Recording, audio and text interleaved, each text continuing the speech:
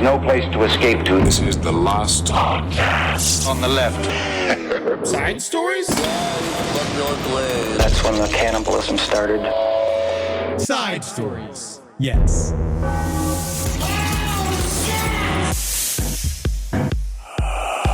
What a week. You know, it's... Yeah, you feeling good? You stretch? You know what it is? I've been having some problems with my shoulder, and I went into PT, right? And he explained to me, he showed me this whole thing I'd never seen before. He was like, it's this sort of like ancient form of exercise. Can you show it to me? Yeah, it's like, he said that if I have problems with the right shoulder, it's to go, like oh, this. yeah. Well, you know what they do? It's like a salute motion. If you can see it, I saw this. It's crazy. It was like serendipitous. Make sure you stick around to see the release of the video. The key is that my shoulder hurts so much. Yeah, I see that. That I have to do it like and you know what that looks like? What? A Roman salute. Whoa! That's kind of crazy. Now that you say that. Yeah. From your heart out to the and we know that the Romans were, they didn't have slaves. No, and the Romans were innocent. Yeah, they were totally cool. They didn't kill Christians. No. Christians Alliance for entertainment. Look at that. Your shoulder feel good? Oh, yeah, let me try. I'm feeling better. Actually, there's another. My hip's been hurting. Yeah. Is there another one? There's another one. Yeah, my hip's been hurting. So what's wrong? Yeah, I've been doing this one. Big high steps. And then what's funny? If you do them together. You're just like, actually, that's some really good cardio because what's nice is, what's funny? Just seeing you do that kind of reminds me of a silly little goose. Doing silly little goose steps. Welcome to Side Stories. My name is Henry Zabrowski. I'm sitting here with my best friend, Ed Larson. That's right. How you doing, buddy? And we are obviously parodying a bit of what's going on here. You see, I just, if you're on my main takeaway from this whole week, right? We're just not even gonna. Let's not even mention his name. I mean, we know. I fight, right? We're public figures, in a way, and so kinda. I know I have like what you call impulsive thoughts, on a public level all the time, and I'm put in front of people. Sometimes Sometimes I've been talking so long all week that sometimes I even forget like I'm on microphone, right? And I forget that I'm on stage. I'm just constantly doing stuff, so you kind of just forget. But I'd say a big thing I'd like to give to any piece of advice to anybody who wants to be a performer, is that if you're ever in a situation where there's a podium and a lot of flags and people in front behind of you and in front of you, right? Yeah, and if you're on like the steps of like the Capitol of any big Capitol building, I'd say one thing you might want to do, you might want to avoid, is any single motion that might be misconstrued for a Zig Heil. Only just because I like people get mad. I'm not trying to shit on artistic expression. Yeah. We know that it's a lucky thing. Everybody knows the swastika is lucky. Yeah. But it's just important to know is to think about what's this going to look like on YouTube. What's this going to look like as a still? Yeah, especially like as a leader, as someone who's buying our country. I don't know, but you know what? But that's innocent mistakes. Innocent mistakes. He's from South Africa. He doesn't know what Nazis are. No, they have something else. Yeah. They did a bunch of other stuff that his family was involved in. That's right. Yes. So it's got nothing to do with hate. Yeah. It's got to do with pointing in a fun, aggressive way. Yeah. He was just so happy. So filled with exuberance. That he had to Zig Heil. You had to. Which, I mean, again, and now I'll say this, and I mean this, and like, again, there's nothing wrong with the hand movement in and of itself, right? If you separate the hand movement, it could be throwing a bird. Yeah. It could be throwing a rock. It could be... But then you have to have a closed hand. I guess that goes out. You might be right. You might be right. It's a bad throw. Everyone knows classically you throw like a football like this. Main thing is, you know what's a good hand motion for politicians? I feel your pain. Little thumbs. I see. I like this one. This is the jerk off. Yeah. But that's just what they do to themselves and to everyone at home and to the constituencies that they pretend to work for. Well, they got to do that, and they do the foot tap. Foot tap. That's different. That's different. That's to get. That's to get the dick. You got to tap that foot. Well, obviously, I love their excuse was like, it's not the Zig Heil. Mussolini used to do it. And you're like, what are you talking about? It's just this whole long conversation. Obviously, we're now a part of the smoke screen that they like to use. Like, this is the whole thing. Because also, the Zig Heil was based upon the Roman salute. So it is a natural extension of the Roman salute. Yeah. It's just bad optics, across the board. So I would just say, and also just be really careful about standing next to a Nazi or being anybody who wants to be next to a Nazis, because those guys need to be gotten rid of. Yeah, okay? yeah. And then you're standing next to a Nazi, there's always a chance you'll get shot. Yeah, I think you got to be careful about that. You gotta know that. Okay, because it's a bad look. Yeah. It's a bad look, but I do want to remind our listeners, if you see a Nazi, you punch it in the goddamn face. All I know is I'm never getting in a Tesla again. Never. I only drive American. Yep. Fuck these pieces of shit. But hey, we're not going to turn into Jimmy Kimmel. No. I'm not crying every day for the next fucking 4 years. I don't give a shit. No. All right, so we're just going to move on. But he is very successful. He's doing very well. Yeah. If we did turn into Jimmy Kimmel, our lives would be great. Yeah, sure, of course. I'm just saying in terms of... If we chose that. I'm just not going to cry in front of you. Oh, no. As a listener, I want you to laugh. Yeah. So we're just going going to cry alone. Yeah, Or in front of my wife. No, man, I don't even cry in front. The only person I cry in front of is my personal banker. Yeah. Yeah, I go to the bank. See, I cry in front of Julie and I make her throw money at me. See, that's what makes us feel better. Yeah, she takes it out of your wallet, puts it back, and then you can put it back in your wallet, and you just it's nice. Yeah, because you cry when you lose money. No, that's the thing. But then you can cry. You stop crying when you make money. Mm-hmm. Now, a lot of other news happened this week. There's a lot of news happened this week. Yeah, what happened this week? Did anything? Were you involved? Let's say, okay, I'm having a ridiculous week. It has been so obviously there was big news on side stories today. I will say this is a vaguely light news week because apparently there was a presidential inauguration that happened, so it sucked the news cycle all the way up. But in the middle of that, I'm sitting in the airport. Yeah, Detroit. A brand new documentary. Now, I had no idea. Yeah. Right? I had no idea that this was happening. I get one text that was like, "Oh my God, Henry, I'm watching you naked." And I was just like, yeah, where's my money? Yeah. But then you're like, I was like, what are you talking about? Because, well, obviously I was like, well, technically I've been nude. Right now, you're currently nude on 3 platforms now. Yes. Netflix, the characters, I'm nude. Yes. And YouTube, I'm nude. And now, Piss Penis. Piss Penis. But just Peacock. Yes, Peacock. It's Piss Penis. So I found out in the most hilarious, I just can't even believe my life. Yeah. That I was featured as the #1 refused audition for SNL, right? Yeah. They said this thing about how they went over about outrageous auditions or whatever, right? And then a producer for Saturday Night Live, Lindsay Shookus, presented my audition out of nowhere. Looks like Lindsay took us. She's a fine lady. She's fine. She's got a face like a knockoff Gucci bag. She does have a mean, thin face. Her head should come with handles. Yes, that's all I'm trying to say. But in real life, she's fine, right? She's fine, and so a lot of people ask me questions. All of a sudden, my inbox explodes with my audition was put into the 50th anniversary documentary series that charts how the show gets made. Congratulations.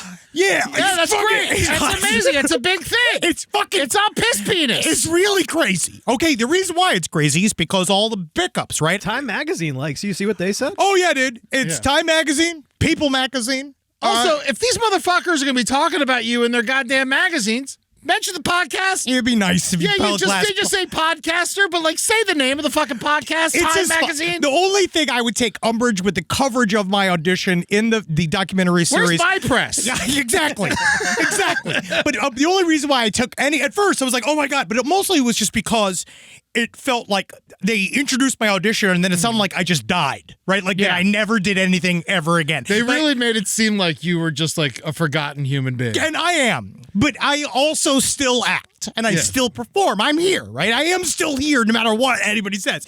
And now I've kind of absorbed it all and I am just so tickled that this fucking happened. Yeah. There's a lot of fucking coverage. And I had a lot of people ask me if I wanted to we were doing a thing. I asked, should I talk about this and my process? And I figure I could for a couple minutes. Yeah. Right. And because the only thing I really want to talk about is even how I got into the place of having an audition for Saturday Night Live. Yeah. Well, I mean, what she said about it was she said when someone comes out and doesn't get a laugh, it's the worst feeling because it was like, I picked these people. Well, I think what is that? Did she pick you? No.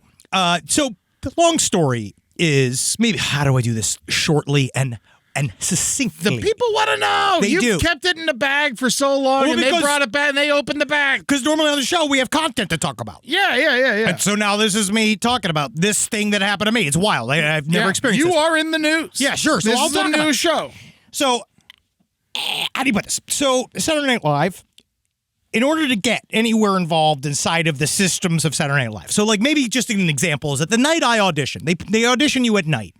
And I'm certain they went over this in the documentary. And the audition process has been gone over a bunch. Yeah. Right? People have talked about what it's like to go through. It's purposely very harrowing. With this, one thing that Lindsay Shook is sort of, the way that kind of puts it, it kind of removes the context of the writers are told to not react.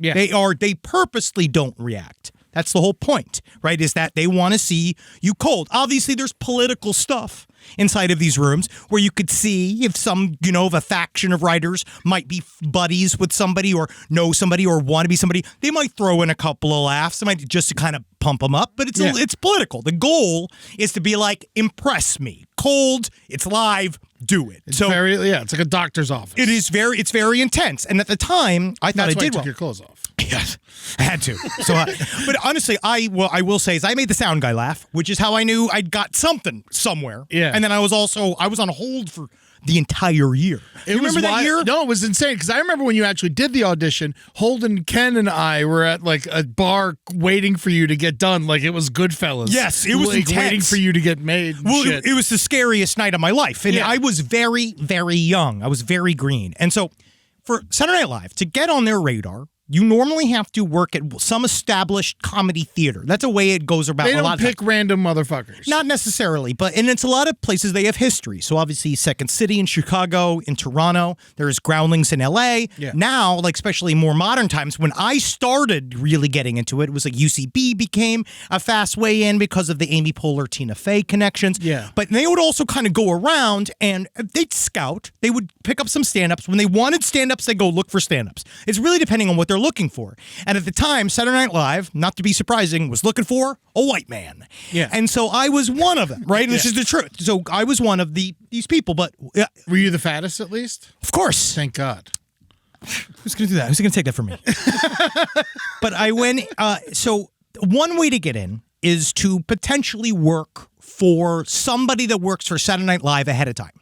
Yeah. And so I mean this. I was very young. It was 2010. January 2010, and I was on my maybe third pilot audition ever for a show called Beach Lane that was written by Paul Sims, who did news radio, and it was going to be the return of Matthew Broderick. It was the only Surefire hit. It was to be Matthew Broderick was coming to television. That was like the whole thing. It was Kristen Johnson from Third Rock from the Sun. Yeah. Nick Thune. Nick Thune, Amy Garcia, these great actors. Great guys. And Nick Thune was great. Now, all these guys were great. And it was the pilot of the year because it was produced by Lorne Michaels and Marcy Klein, Broadway Video. And we had no idea what this was going to be. So it was a network pilot. And I mean this has never happened since. Besides my audition for Wolf of Wall Street, where those are both of the easiest auditions I've ever had, was that Beach Lane audition and Wolf of Wall Street. Crazy. Both were just easy. I don't know why. But that one, I remember walking in there, it was raining, and I was a mess. I was disgusting. It was the middle of winter. I came in, I was all wet, I was all discombobulated. The audition was only 5 lines long. I walked into the room, and for some reason, me and the writer clicked. Me and Paul Sims, clicked because I did a thing where I was like, there you are, Peter. I was doing a bit with him. I forgot what happened. Yeah. And for some reason, they hired me almost on the spot. They went and they took my tape, and they tested my tape, which is a thing that doesn't normally happen in networks. And my tape went through a whole process without me having to deal with it. And I got this amazing part. And I think what happened was that I was so young and dumb and naive because most show business people, you got to understand, people that that are famous, they've been acting since they're fucking 3. Yeah. They've all been in LA, they've been in New York, they've been doing things. I'm arriving for the first time into quote unquote show business at 25, right? Which is actually kind of old. Which is funny, right? It's old to join show business. And so I get this part. And because I had no idea what in the living fuck I was doing, I really think it helped me to crush it. So and what you don't know is that in these scenarios, especially these network sitcoms, very, very high level, a lot of money is being dumped into this, right? They retrofitted an entire studio inside of the Pennsylvania Hotel in New York City. They made a studio for it. They built it. It was crazy. And so much money.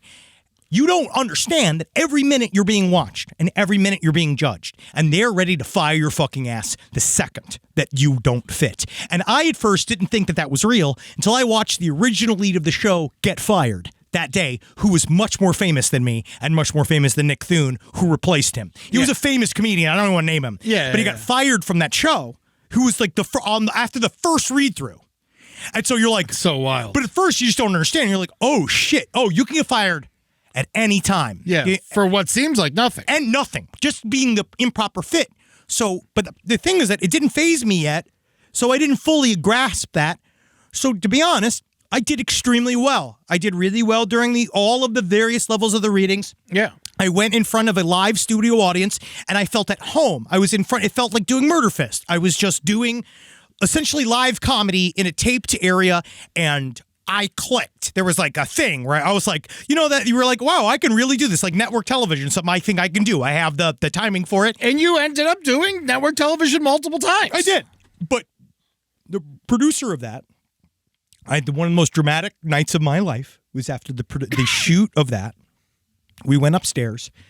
So we were all hanging out. And what's fun about show business is that they're secret places. Mm-hmm. So I get invited up to a secret area where we could smoke inside. Yeah, because especially back then, everyone smoked stuff. Oh, yeah. And it was like, and that was where you got shit done, and how you got like gigs was just by smoking cigarettes or hanging out with the cigarette smokers. That's just how it was. And one of the executive producers looked at me and said, how would you like to be on Saturday Night Live? And I was like, it's a dream. No, I don't want it. Fuck you. But now I know that's truly powerful. Yeah. Saying no is powerful, ladies and gentlemen. And you have to remember sometimes, because it can make everything else turn around. You never know. But at the time, I was like, absolutely. Because this was when I got Beach Lane, I was on unemployment. I remember taking food from craft services home. I'd have to go and take all the granola bars and all the snacks, and I'd have to jam them into my bag, and I have to leave. And I remember all the time when it's like, because we'd go out, like I hung out with Matthew Broderick 3 or 4 times. He's the best, you just got right? fucking Lay's potato chips in your bag and granola bars and shit. He's just amazing. But Matthew Broderick's like, hey, you want to go out to dinner tonight? And I'm like, I don't know how to tell you, Mr. Broderick. I cannot afford to be anywhere near you. Yeah. You would have to be you to get it, Yeah. And so he took us out a couple times. It was actually really nice, but I was like, I was fucked. Yeah, right? you didn't get in the car with him, though. What do you mean? I actually drove. I helped him. Well, he pushed the pedals, and I went behind him. So that's how I got even into the world. And so I was picked by one of these executive producers, and it's just important for you to know that everything that happens on the 8H stage does not happen on accident. My audition was ran several times. Yeah. They all had my tapes. They knew you were doing exactly every word you said, they knew was going to come out of your mouth. They saw Murder Fist. They did a bunch of stuff. They research you. Yeah. They know you. They know you extremely well by the time you hit that stage. So they knew you so well that they knew Holden and I. Yes, because the way it also works is because we were total outsiders, which you find out is a bad word. Mm-hmm. In show business. Because we were total outsiders, I thought they were going to be so excited to welcome me and my bros to that back writer's room, and they were going to be so thankful to have these 3 renegade fuckfaces in there, and they were just going to lay the red carpet out for us. And it didn't work out like that. No, but that's like the Stooges joining the Beatles. Yes. It's not going to happen. It's the Yankees. They're the Yankees of... Dallas Cowboys. Yes. They are of comedy. Of comedy. So, that's why everyone hates it. But I just want to say, honestly, that's kind of, I guess, as far as I can go. The audition itself, it's just funny because they knew what I was going to do. Yeah. And I came out, and I'll always remember Lorne Michaels' favorite bit was the naked bit. Oh. I'll always remember that was the specific note he gave. Loved the naked monologue. I like it when you're naked. But he also, and I don't even know I should say that technically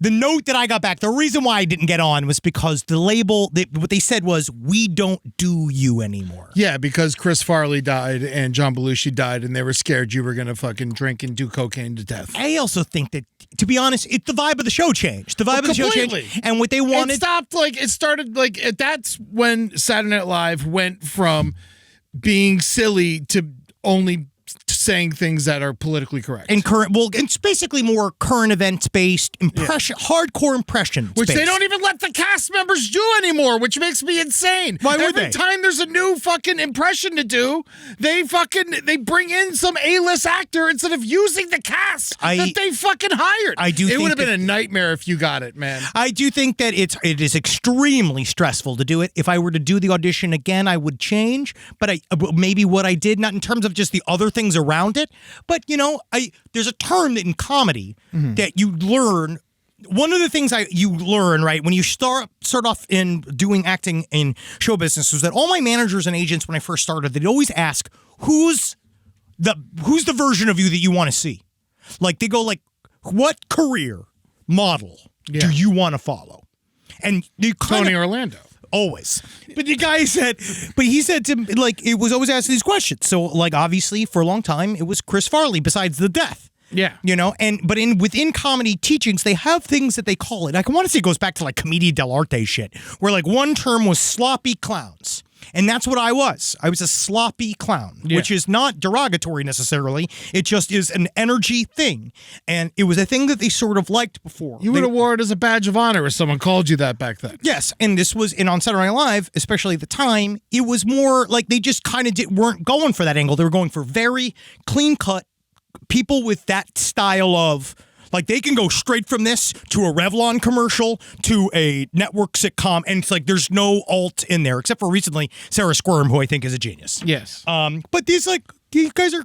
But otherwise, this is hilarious. It's just hilarious that it's like this. If you want to know anything else about this, I'll tell you anything you want to know. I forgot that I did the little bow. Yeah.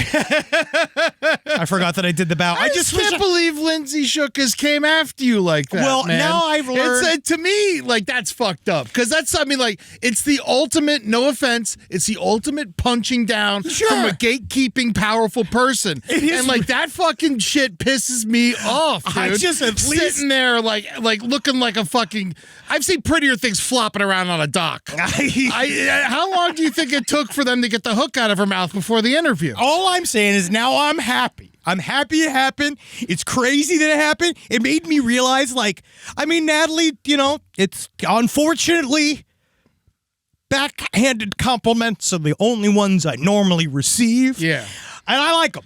And I realized that that's me. And every single thing that I tried to destroy about myself or change about myself that I wanted to make like somebody else is why I have this job now and why I have this life now. You've made your own life. So that is what I do. And not just that, after that, you get... You become the star of a television show. Dude, directly after that, you get Wolf of Wall Street. You're in a Martin Scorsese film. It's fine, buddy. It's just what it's just drives funny. me. But then they're like sitting there pretending like you're a nobody. You're a CEO of $1 million company. They just don't. It's fine because they don't. It makes me so crazy. It's because we're below. We are below them, Eddie. Stork that delivers abortions fucking talks to you about you like that. We're just slightly below them, and I don't care because you know what? It's nice is that I got so many beautiful messages from listeners, from coworkers, people I haven't heard from in a long time. I got a lot of so I'm extremely thankful this happened, and it's fucking hilarious. Yeah, and it sort of feels like a revenge.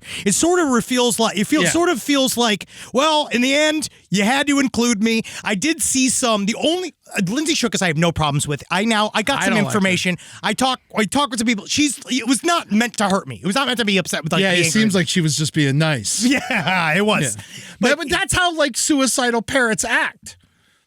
When they picking their feathers off. And stuff. Molting. Yeah, of course. Yeah. But I just want to say, in the end, it's really nice. The people who reached out to me, it was really fucking wonderful. And you know what? This kind of brings it around. That's my shirt you're wearing. It might be. You're looking in the audition tape right now. Yeah. That was me doing Fright Jansen. Hello.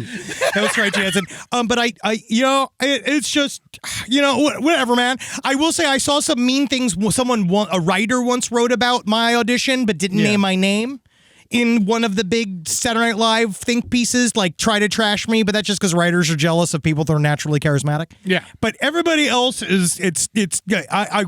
extremely, utterly thankful. Like, because this is fucking crazy, man. This is me. And I think, you know what this brings us to? Is David Lynch. Yes. Because I'm not comparing myself ever, but the idea of, I was listening to somebody talk about David Lynch, and the one thing they said was like the center of his happiness. So David Lynch walked around. Cigarettes. He loves cigarettes. Mm-hmm. No one loves cigarettes like he loves cigarettes. No one does. He wrote an ode to him on his deathbed. That's how much he loved cigarettes. Well, he viewed them, they were part of the art life. It was like a way for him to stand out. But what they said, they were like, yes, they believe that meditation was one big key to David Lynch. But Laura Dern said something that I found interesting. I love Laura Dern. And she said, David had a serenity that seemed to come from his ability to express himself artistically without even once thinking about what somebody thought about the piece. He never thought about what the judgments would put on him. The only things he thought about was what he called the receiver, was the person that watched his work. That is the reason why for so long, when there are all these memes of people saying like, explain Eraserhead, explain these things, and him saying no. No. Why would you fucking come up with it yourself? You're a part of with Lynch movies, you're a part of the story when you're watching it. And with David Lynch, he made movies very similar to the way he painted. And what he said was like a long time was being like, just straight up, like, I don't get why you want me to use words to talk about a visual medium. Like, why do you need me to try to explain something that's all in there? Yeah. And it's for you to pick apart. And there's something in there.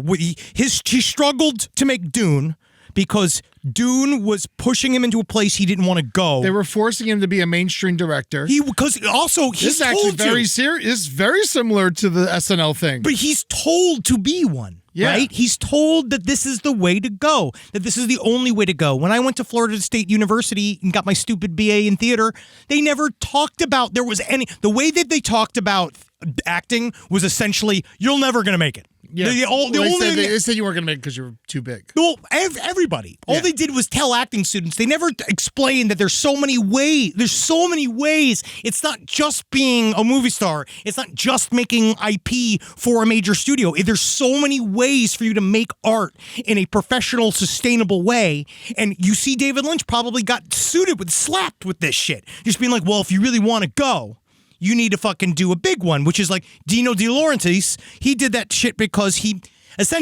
produced Dune, and then after the catastrophe that was Dune, he gave David Lynch permission to do Blue Velvet because he said you can go do whatever he wants, and then he shows up with Blue Velvet. And so now I start to understand that, which I think Ira Glass also said too. It's all the things that you kind of maybe don't like about yourself and your work, because it doesn't look like somebody else's work and you want it to look like somebody else's work, and you want to kind of take away those differences because you want it to be like somebody else, but you don't understand it's those are the very things that why somebody likes what you do. Yeah. Versus why they like what that person does. And that David Lynch was such a good example of like, everybody who likes David Lynch kind of felt like that's my director. I think. Yeah. I think a lot of people felt like, well, I have a personal relationship with David Lynch that you don't have because the art itself you have a personal relationship with. Because it's like, he took everything. Like, first of all, like, overacting was good acting. Well, it's with about him, and I love that shit. Actors work colors on his palette. And unlike Wes Anderson, and this is some shade, where they appear like props and mannequins, he let them live inside of his world. He just taught them the rules. Yeah. And that's what he would do. Like, if you ever listen to him direct, I love listening to David Lynch give people directions. Yeah. It's all just being like, yeah, you're going to want some wind in here.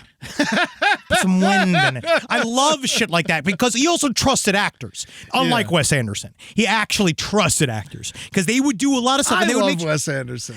I just think that Wes Anderson, it's like, now he's a parody of himself. Yeah, just if you're going to have people do it this way, just use fucking It should all just be animated because you obviously don't care about a humanity. Like, you don't care about an actor living in there. His animated films are great. They are. I actually think now they're better than his live action movies. Wow. Because they don't have anything. They don't have any heart. They have no soul. It's just like a pretty thing. It's just pretty. And it's like, well, I do believe that has its place. It's not really for me. I like David Lynch because he's trying to lose me. Yeah. He doesn't give a fuck. He doesn't care. He's like, you catch up to me. I watched Lost Highway this week, and I've been going through Twin Peaks, which is an odd timing to be doing that. But I watched Lost Highway in honor of Lynch, and man, it doesn't make any sense. No, but I love it. It fucking slaps, dude. It's the best. I think Mulholland Drive. I think Blue Velvet is his capital B best movie. Mulholland Drive is his actual best movie. Yeah. I would probably put Lost Highway right underneath that. Obviously, Twin Peaks: The Return is his ultimate piece of art. Yeah, that's your favorite. That's why I'm rewatching it, because I need to get to that. The thing is that I also feel like Twin Peaks: The Return, you don't really get anything out of it unless you've watched every single piece that he's ever made, because it's all in there. Have you ever seen Rabbits? I don't even know. I mean, I love rabbits. You know, the rabbit stew. No, you should look up his rabbits thing is fucking really fucking weird. Is it a movie? I never even heard of it. It's a long Is it a short piece. Oh, okay. It is a 42-minute piece. Okay. That he made featuring these rabbits living in this weird liminal state. Oh, okay. And things coming at. It's awesome.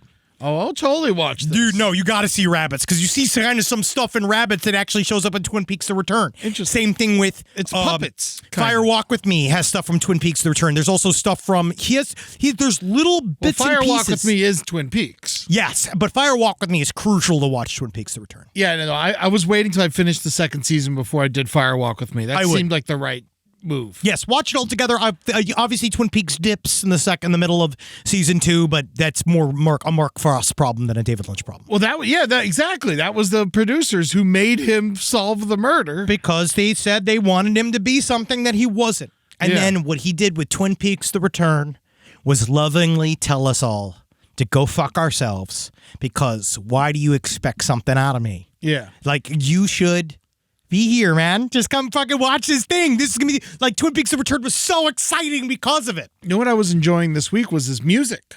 Dude, he's wild. I was listening to his music a lot while I worked this week, and it really kind of like put me in such a fun, weird state. He'd also make his own props. Yeah. A lot of stuff. Really? There's pieces in all of the movie. I don't know if you've seen it. There's some background footage from Twin Peaks: The Return of him making some stuff randomly. So he'll Isn't there like a 7-hour doc from that? Yes, it's on the DVD collection, which is great. Also, get his stuff on DVD because the transfer's just except the Criterion collection. The Criterion app is fantastic. Yeah, go live on that. I live on that shit. But he did all of this stuff. He makes a bunch of his own weird ass props. He just likes doing everything. He was pure creativity, and the world is less that he has gone from it. And so the goal, I think, is for somebody out there, some young person out there, to become next him. Yeah. In a way that challenges people. I mean, and it's not just I feel empty. like anyone could. I mean, you're not even allowed to anymore. Well, now no one's going to give you any money. You have to have the fucking prestige behind you in order to get that shit. I think it's time for this shit to fucking stop. The chicken dinner scene in Eraserhead's one of my favorite moments in film. I just think it is. We got to start making our own. But guys, I think the one motif we're going to see over the next 4 years is that we are on our own.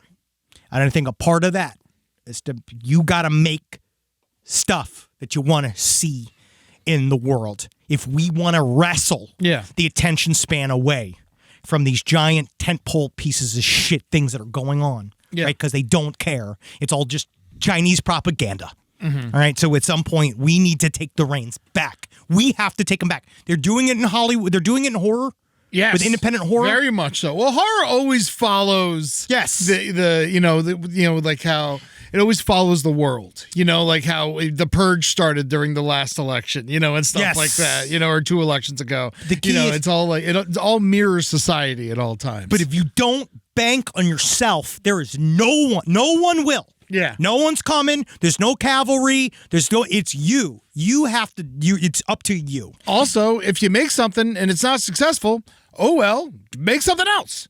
It's just keep moving. There's an axiom we're trying to do at LPN. It's called fail faster. Yeah. Fail faster. Move it forward faster. Get it out because, everybody's got attention span problems, but honestly, I think it's just because they want good food. Yeah. And if they not getting it, they're just slurping it down. That's why everything's called binging and all this kind of fucking horseshit. Is that it's slurping down Oh my God. slop. And it's like, no, David Lynch made food. There's reports where Netflix is like making television so you can you be able to like look at your phone while you're watching it so you won't miss anything. That's just depressing. That's fucking that is super depressing. Now, we're talking about David Lynch. You know, I just wanted to give real quick shout out. Garth Hudson also passed away. I know, we love the band. I love the band is if you ask me who my favorite band is, I usually say the band. Garth Hudson's the last surviving member. The oldest, crankiest one was the one that outlived everybody, That's which how it is goes. crazy. Yeah, if you ever watched The Last Waltz or anything like that, he's the long-haired, bearded, crazy-looking scientist dude who's playing like 5 keyboards at once. Yeah, he does Chest Fever, one of my favorite songs. Oh my God, he's so fucking good. Garth Hudson, he was amazing. I love him with all my heart. In the band, when they asked him to join the band, he didn't join the band because he couldn't explain to his parents that he was joining a rock band. So he charged them all, everyone in the band, $10 a week to pay him for music lessons. So he told his family that he was a music teacher, not a rock and roll star. Yeah, it's fucking hilarious. Yeah, and so he was that kind of guy, and he was a very insular, very private man, and you were amazing, Garth Hudson. Thank you for everything. Seriously. But all right, let's do a couple stories before we do the fucking. I got one more thing. We got a new show, new side stories announced. Yeah, we're in Huntsville. All right, Huntsville on March 16th. It's a Sunday. We're going to be in Huntsville, Alabama. Right, that's 2 days after our Nashville show at the Ryman. So make sure which is going to be on the 14th of March. But yeah, we're going to be in Huntsville, Alabama at the VBC Mars Music Hall, and I want to say right now, NASA. Fucking come for it, bro. You want some? Oh, you gonna fucking we're coming to your town, bro. You got no excuse. You come in front of me. You come for fucking my boy. I'm gonna ask you questions. You're gonna about turn the you fucking into move. fucking Lindsay Shookus, bro. You ain't shit, man. Unbelievable. Honestly, Fucking NASA, please come. We'll put you on the list. Yeah. If you want to come, we'll make it free. Side stories LPOTL@gmail.com. Put you on the list. All right, here we go. In much lighter news, family annihilations. Really? What's going on? I feel like every week, I'm like, family annihilators have turned into the new dog fucker. Well, I know we also have a dog fucker this week, but we're not going to talk about it. But you just know he's a man from Ware, and and they call him a Ware man, and he's trying to be a werewolf. That's my only joke. Disgusting. And I'm staying away from it. But there is a dog fucker. We're not talking about it, but because we have to talk about this another family annihilator. So the only reason I'm even bringing this up was because I read about the statistics. It's a kid again. Yes, Clifford Hunt Jr., 19. He shot his father, Clifford, mother, Michelle, and his 16-year-old brother all in the head. And the little brother, who's the one who called 911 that it was happening. Yeah. And then he killed himself. One thing that blew my mind. Do you know that every 5 days a relative kills a relative in the United States of America? That's pretty. That's actually for how much everyone hates their family. Right? I don't think that's that bad. Every 5 days. Now, does this count for 20 days? Because 4 people were killed. I think that's a part of. No, it just kind of throws off the average. Okay, this probably bumps it up to 4. Okay, yeah. I think it's one of those where it bumps it up. Now, what I do found interesting, what I then was, I was like, this is right outside of Pittsburgh, and I was just in Pittsburgh, which was cold as balls. Also, shout out to the chefs over at Rivers Casino. Straight up had one of the most delectable short rib wedding meals I've ever had. But I'll tell you what, skip the Wheelhouse. If you're at Rivers Casino, don't eat at the Wheelhouse. I saw a mouse, and it was not cooking. But it was in the kitchen. You know what they say about eating at casinos? What? The mouse always wins. Funny stuff. I thought you were going to say, it's a gamble. Oh, yeah. Now, what's sorry. I didn't make Saturday Night Live. No, you didn't. No. Well, you did now. Well, sorta. Yeah. Still only the Peacock fucking documentary and the fucking balls above me on the show or whatever.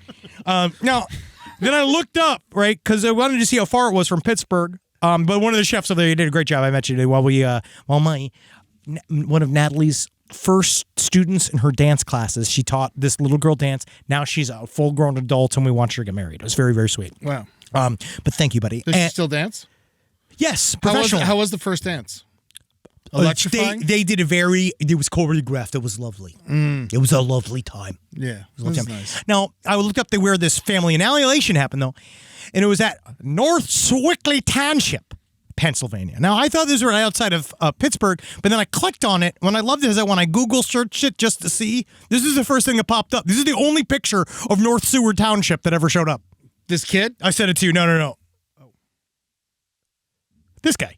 Oh, yeah. This is the only picture on the Google Maps account is a man sitting against a rock with a bandana. The most Pennsylvania man you could possibly see. Oh, it's my just God. a man with cargo shorts.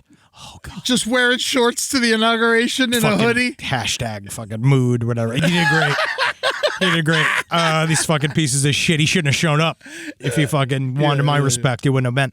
But these guys, look, it's just so funny. I just looked it up because I thought it was hilarious. Picture? That is the only picture from smoking a cigarette. North Swickley Township. He's got he's got a weird, that's a big old bandana he's got. Yeah. And you know what? He's enjoying a cigarette, just like a good old, just like sitting there doing nothing, putting the board in board shorts. I'll tell you what, you know who loves cigarettes? Pittsburgh. Oh my God. That is they are smoking. Oh yeah. We love like you cigarettes. I love Pittsburgh. Love Yinzers. Pittsburgh. I've only hung out there once, and I went in thinking, okay, this is gonna be one of the worst cities I ever go to. It's not, and I really liked it. No, it's beautiful. I really enjoyed it. There's a heart in Pittsburgh. It's beautiful. I love that place. Unfortunately, that heart is it's covered in French fries. Yeah. It's slammed with Permane Brothers. I love my Permane Brothers. They opened one in Florida. Don't eat there. I mean, I'm gonna go. Don't eat the Florida Permane Brothers. I mean, it's not. If I'm in Florida, there's not like there's. That fucking sucks. Oh, it's only supposed to be in Pittsburgh. I mean, it's I'm sure it's delicious. We'll see. We'll fucking see. Oh, and this is the only main thing I really wanted to look at. But are you done with the family annihilation? I'm done with the family annihilation. That's all I have. That's all we have. So we don't really know. Everybody's dead. Yeah, the family's gone. Yeah, I just really wanted to talk about that shocking statistic, which is ridiculous. But I wanted to talk about this. Now, you guys know I love my UFO footage. You love this. Now, I'm only showing this footage to you, Eddie, because I'm finally starting to see, like, this one was the first one I saw where it's like, I think that this one is stupid. Mm-hmm. Now, this was a big deal. Now, News Nation, which is, it works out of Australia. One of their main correspondents is a man by the name of Ross Coulthart. Yeah. Who, I want to say, Ross Coulthart used to be on 60 Minutes Australia. He was a big deal. Like, he's a real investigative journalist. And he was a part of he was the first that did the big expose with David Grush. Like, he's now... So you love this guy. I love this guy. This is also a guy who's totally legit, just like George Knapp, who was driven utterly insane by the material and is now stuck in this, right? Yeah. And he says that he received video. Now, part of what we've been talking about over the last couple of months is about what was called Immaculate Constellation, which is a program inside of the Pentagon that was going out. It's pre-drone. This is pre-drone. There was a UAP retrieval program that was a top secret program that would send people out to supposed crashes, and it's why the United States of America might have 12 UFOs, right? Is that we've scooped them up from various parts of the world. We go into other countries. Than that. When's that number 12 from? That's years ago, right? Well, we don't know. We actually really don't know. We don't know if that's old info compared to the new info. How long have you known the number 12? David Grush, because that's when he started talking about this last year. Okay. Was David Grush. Now, what Ross Coulthart, who has been sort of the tip of the spear of this whole story, he finally received some of this footage. One of the big issues, right? You remember when the big UFO conference, they did it in front of Congress? We talked to Knapp all about it. They said on that one was that we have terabytes of 4K UFO footage that would blow your mind, right? And that's all they said. Did they show one? No. They show even a clip of it? No. Right?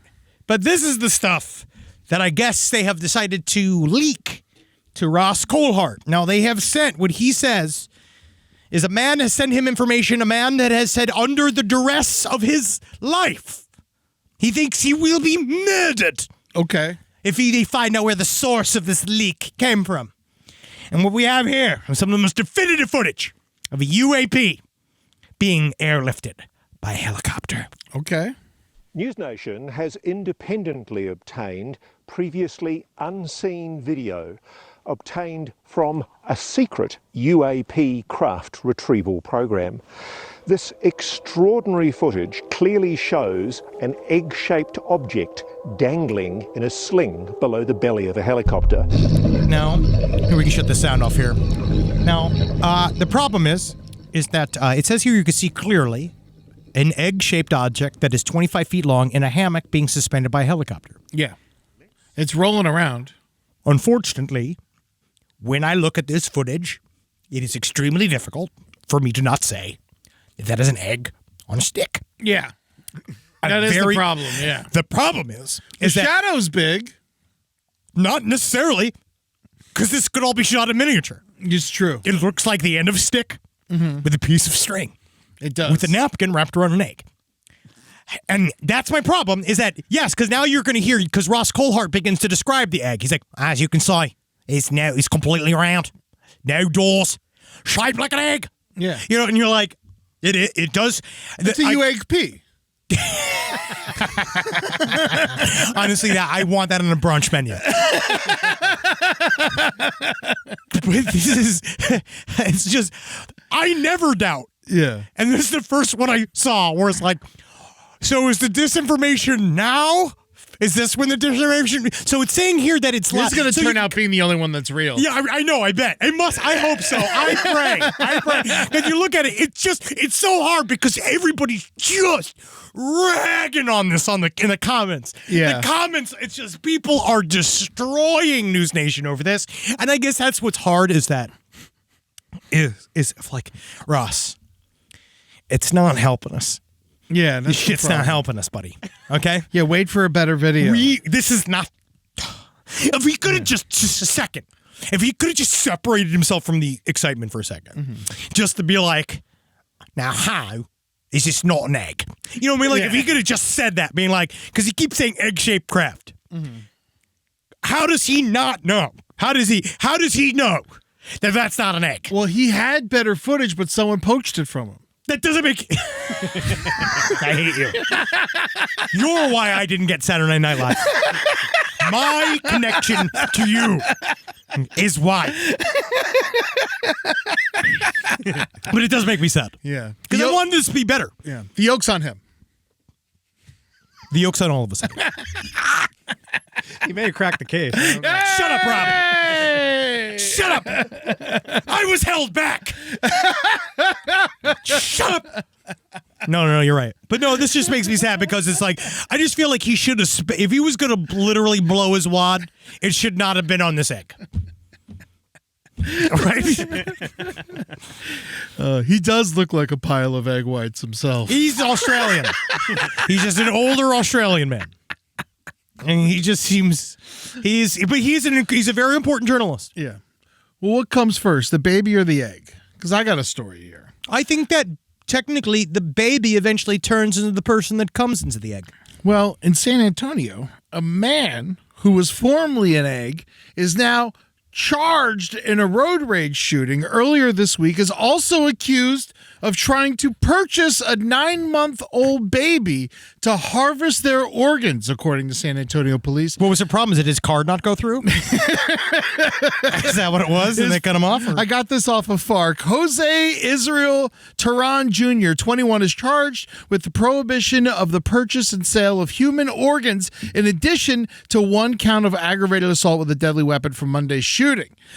Police said that on December 30th, 2024, Tehran was mistakenly added to a group text message of a family of family members discussing the details of a 9-month-old baptism. Okay. So, all right, so he did not know the family. No, he did not know the family. So, there was a group text. They accidentally add this demon to it. How did he? How? Because he has the uncle had a phone number and he changed his cell phone number. And then this guy randomly got the phone number, and the uncle's number wasn't taken out of the other person's phone, so he was added to the. And he said, and then he responded when they were talking about the baptism. He was not a part of the family. He responded, he's like, "That's a nice Caucasian baby. How much you want?" And they said wrong number, and then they tried to block him. Sir, no, thank you, sir. Thank you for the offer, sir. No, thank you. So one of the family members blocked him, but then he was texting everyone else still because they didn't know how to block him. And then he said, "Are you interested in selling? I'm willing to start a bid at $500K." Now, we find out which family members deleted the number, or later on, we're like, $600K. Teron said he was $625. He was willing to meet the same night to complete the purchase. Right now. No, absolutely. Yeah, I need that baby now, buddy. I need a tiny liver. I need little lungs. I need something to hang for my rearview mirror. He also threatened that he knew the address of the church where the baptism was scheduled, and he also knew their home address because it was sent earlier in the group thread. I mean, that's their mistake. Yeah, that really is their mistake. Yeah. Oh, here, I like this. Here, I'm going to check this. Okay, this is the first text. Good morning and happy early New Year. I am attaching an invitation to blank baptism. No pressure to attend. I just wanted to invite everyone. The baptism will be at blah blah blah. We will attend at 12 noon mass, and the baptism starts at 1:30. We'll have a light lunch and refreshments to follow at our house afterwards. Hope you can make it. And then he said, "Oh, I fucking that's a nice Caucasian baby. How much you want?" That's not a bad. You know what though? I will say it's clearly a joke. Yeah, it's clearly that's a joke. Nice Caucasian baby. How much you want for it? You texted the wrong person. That's what I would do. Yeah, that is definitely a text I would have sent. Like if I was drunk and I received this, just being like, I'll come down there with my slap chop. Are you not interested in selling? I'm willing to start the bid at $500K. Oh, that's funny. Yeah. Oh, you didn't attempt to buy the kid. I know. That's not real. But the thing is, he sent it and they took it seriously. That's dumb. That's a joke. It is a joke, but he also did shoot somebody days after. I feel like that's the crime here. Yeah. I really think that's the issue, is the shooting the car. Yeah, he shot during a road into race. someone's car. The bullet went through the door and into the person's leg. Yeah, I think that's the issue here. I think this is kind of fun. Yep. In terms of, he's just having fun. He's 21. Bring some kind of levity around. Everybody's so serious. He got hit by a semi-truck, and then he shot into a semi-truck. I think he was upset. It's Texas. They're all... Can't wait to go to Dallas. Oh, yeah. Oh, if you bring any 22nd. newborns, and just listen, any newborns you want to bring them by, yeah, $500,000 for just their organs. No. We can put it all together. Why not? I don't have that. We all can put it together. I was going to mortgage my house. Oh, okay. And then what we'll do is we'll buy two babies. We'll get 2 babies, and then what we'll do is... Texas have so many extra babies because they can't kill them anymore. Because the thing is, and I think this way, we can get 2 for $5. Absolutely. For $500K. I think that'll be easy. Yeah, because we all know that, after they're born, they're worthless. Yes, especially in Texas. Yeah. Just ask the police officers in Uvalde, who didn't do much. Sorry, not sorry. It's literally exactly what happened. So, also come check out our Dallas show. We will see you there. Yeah, February 22nd. Grand Prairie. Whoa, I love Dallas. I can't wait. Here we go. We got some listener emails. Listener emails. Let's hear them. Last time I asked about what could possibly be a pig's motivation to kill a woman. Oh, okay. And besides Was she running? Besides hate. Resisting arrest. Incel. Oh. In big. Now, this is there's love. It is unanimous. The listeners love Baldur's Gate and want to know who Henry kissed, first of all. Ugh. It's Shadowheart. No. It's the goth, obviously. And Marcus also asked me to tell you that he had sex with Laezel. Laezel? She's an alien. Yeah. She's like she's Githyanki. Mm-hmm. You don't know what that is. Yeah. All I know is 2 Kiwis make an apple.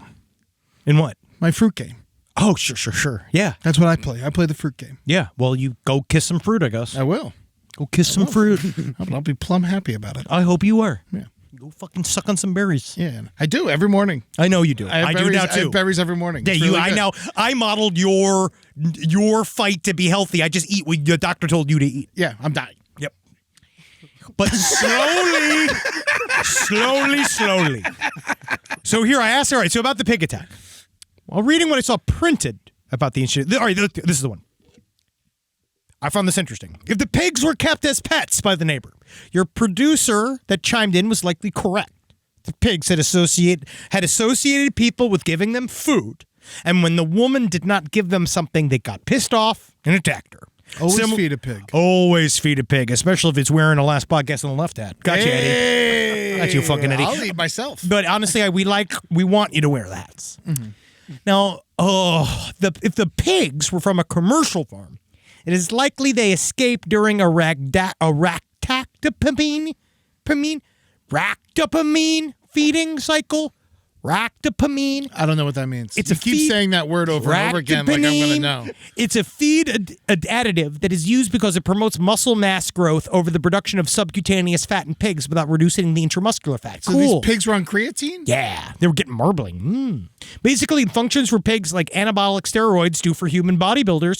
And just like steroids do for people, there are significant psychological effects. Interesting. Cool. Pig farmers, I know, basically consider it a suicidal act to enter a pen with pigs while they are being fed ractopamine. So, long way of explaining it, it's possible the cause was roid rage piggies. Wow. That's fucking kind of dystopian. I'd love to see a jacked pig. I mean, you do. Yeah. Who? I mean, technically, that's what we eat. Jacked pigs? Well, when we eat pork, it's a lot of it. You think so? Unless you're eating, like, good pork meat. I have started eating better pork meat. That's what I try to. I've been trying to get off some of the red meat. It's hard. Yeah. But if you spend more money on it, it's easier to get off of it because it becomes a sometimes treat. It does. It's only and then it's better when you actually have it. Well, my thing is, if I'm no longer, I like making steak for myself, but honestly, I'd rather have somebody else make it. Yeah. At this point, where if I'm going to eat it, I want a professional to make it. Yeah. If you're going to cook meat, it's usually just a bunch of lamb. I make a lot of lamb. No baby sheep is safe. Close to the Zabrowski I'd house. fucking suck one's blood if I could. Yeah. I love lamb. You so could. much. Fucking, I do. Yeah. No, I love lamb. I like chicken thighs. Mm-hmm. I love chicken thighs. I had some for lunch. That's my favorite. It's my favorite style of meat. Chicken thighs? Chicken thighs. Oh, yeah. Hawaiian chicken thighs. Salmons. So good. I like salmon. Salmon. And fish. Man, That's mostly what I eat. This is literally everything I've eaten in the last couple days. At once? Except for tofu.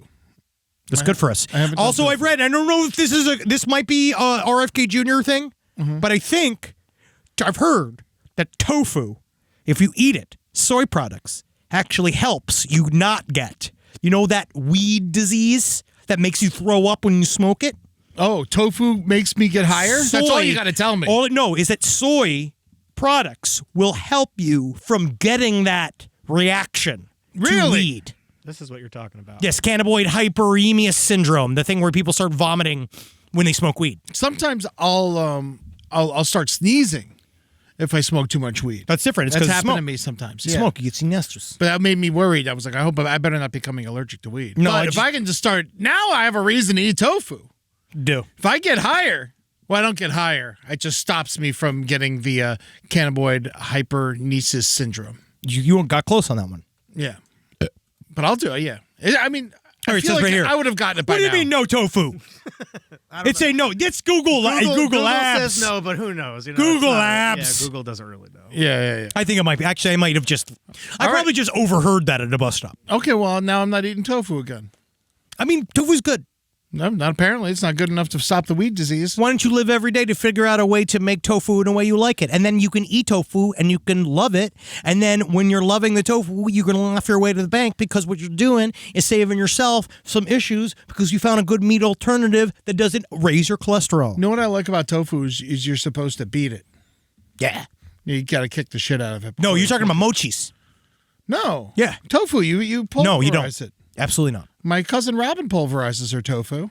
And it That's was disgusting. delicious. You're watching your cousin pulverize her tofu. Yeah. She's like, Eddie, come here. I got to show you something. That's incest. Yeah. How do you pulverize tofu? Mm-hmm. How do I give tofu more flavor? You have to marinate it. You have to marinate it. And also, you know what's also really good? Unfortunately, What? is what I like to do is I like to cut up my tofu into little cubes.